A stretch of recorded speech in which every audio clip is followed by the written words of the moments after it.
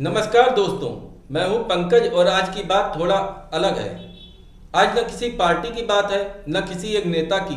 आज बात उस सिस्टम की है जो आपकी घंटी बजाता है। दूध, ब्रेड, सब्जी 10 मिनट में। हम सब ब्लिंकिट, जेप्टो और स्विंगी, इंस्टामार्ट इस्तेमाल करते हैं, लेकिन क्या हमने कभी रुककर सोचा है कि यह सिस्टम चलता कैसे है और भारत की इकोनॉमी में इसका रोल क्या है? आज की बात में कोई नारा नहीं है, कोई आरोप नहीं है, बस समझने की कोशिश है। दोस्तों, भारत के बड़े शहरों में इस वक्त एक बड़ा बदलाव चल रहा है। जोमेटो, जेप्टो और स्विगी, इंस्टामार्ट अब सिर्फ ऐप नहीं रहे, ये बन चुके हैं क्विक कॉमर्स। मतलब ऑर्डर और डिलीवरी के बीच सिर्फ 10 मिनट। कुछ लोग कहते हैं ये रोजगार का नया मौका है, कुछ लोग कहते हैं ये शोषण है, आधुनिक गुलामी है। सच समझने के लिए हमें इसके अंदर जाना पड़ेगा। इस पूरी बहस को एक नया मोड़ दिया दीपेंद्र गोयल ने, जोमेटो और ब्लिंकिट के सीईओ। उनका तर्क सीधा है, लेकिन कुछ लोगों को चुभता है। दीपेंद्र गोयल कहते हैं, गिग इकोनॉमी ने भारत में असमानता पैदा नहीं की, उसने बस उसे दिखा दिया। पहले क्या होता था? मजदूर फैक्ट्री में काम करता था, किसान खेत में, घरेलू कामगार घर के पिछले दरवाजे से आता था। मेहनत दिखती नहीं थी, बस सुविधा दिखती थी। क्विक कॉमर्स ने यह दूरी तोड़ दी। अब वही मेहनत करने वाला इंसान दिन में कई बार सीधे आपके घर की घंटी बजाता है। यही है डोरबेल मोमेंट। जब आप 700-800 का ऑर्डर देते हैं और सामने खड़ा इंसान शायद पूरे दिन में 800-900 कमा रहा हो, यहीं से गिल्ट पैदा होता है और कई बार यही गिल्ट गुस्से में बदल जाता है। नए साल की रात 2025 कुछ यूनियनों ने हड़ताल का आह्वान किया, वहीं दूसरी तरफ ब्लिंकिट और जोमेटो ने ऑर्डर और डिलीवरी किए। इसके बाद दीपेंद्र गोयल ने कहा, पुलिस ने कुछ मिसक्रेंट्स को कंट्रोल किया, जिससे काम चलता रहा। यही विवाद खड़ा हो गया। सोशल मीडिया पर कहा गया यह भाषा मजदूरों के लिए अपमानजनक है, लेकिन गोयल का पक्ष यह है, उनके मुताबिक ज़्यादातर डिलीवरी पार्टनर उस रात काम करना चाहते थे क्योंकि कमाई ज़्यादा थी। हड़ताल कुछ राजनीतिक ग्रुप्स की थी जो बाकी लोगों की कमाई रोक रहे थे। यहीं से दो सोच टकराती है, एक शोषित मजदूर, दूसरी काम करने वाला मजदूर। 10 मिनट की डिलीवरी का सच। राजनीतिक आरोप यह है 10 मिनट मतलब खतरनाक ड्राइविंग। राघव चड्ढा, आप सांसद, इसे जुल्म कहते हैं। उनका कहना है ये मॉडल डिलीवरी पार्टनर की जान जोखिम में डालता है, लेकिन डेटा कुछ और बताता है।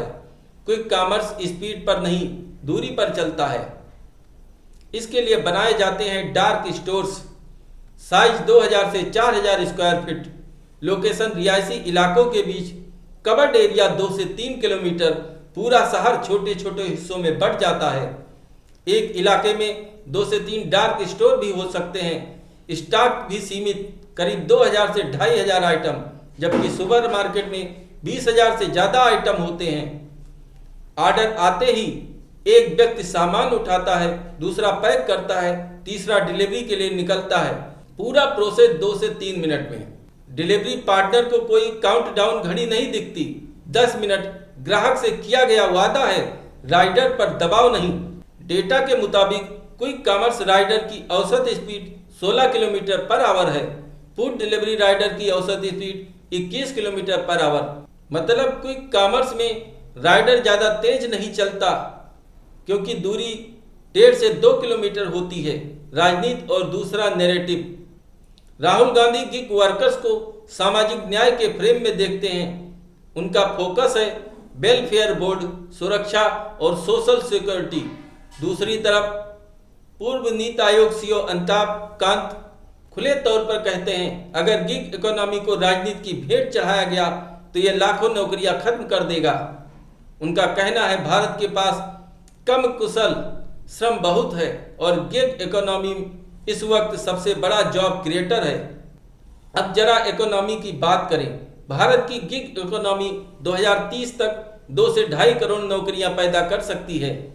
क्विक कॉमर्स लाखों युवाओं को शहरी इलाकों में तुरंत काम दे रहा है। कंस्ट्रक्शन और घरेलू काम में मजदूरी 400 से 500 रोज की है, गिग इकोनॉमी में 90 से 120 प्रति घंटा कमाई संभव है।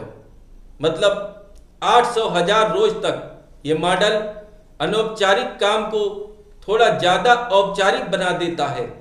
एक और सच्चाई है, उदय कोटक जैसे उद्योगपति खुद कह रहे हैं, क्विक कॉमर्स किराना स्टोर के लिए बड़ा चैलेंज है। दूध, ब्रेड, FMCG यही उनका मेन बिजनेस था। अब यही चीज़ें 10 मिनट में घर आ रही हैं। ये टकराव आगे चलकर और राजनीतिक बनेगा। तो असली सवाल क्या है? क्या क्विक कॉमर्स परफेक्ट है? नहीं। क्या इसमें सुधार चाहिए? बिल्कुल। लेकिन इसे पूरी तरह गलत कहना भी सच्चाई नहीं है। ये एक बीच का सिस्टम है जहां भारत पुराने ढांचे से डिजिटल ढांचे की तरफ बढ़ रहा है। और जब ऐसा होता है तो घर्षण होता ही है। दोस्तों, आज की बात किसी ऐप के सपोर्ट में नहीं थी और किसी के खिलाफ भी नहीं। आज की बात यह थी कि भारत बदल रहा है। डिलीवरी पार्टनर न कोई फरिश्ता है न कोई गुलाम। वो एक इंसान है जो अपने हालत में सबसे बेहतर करने की कोशिश कर रहा है।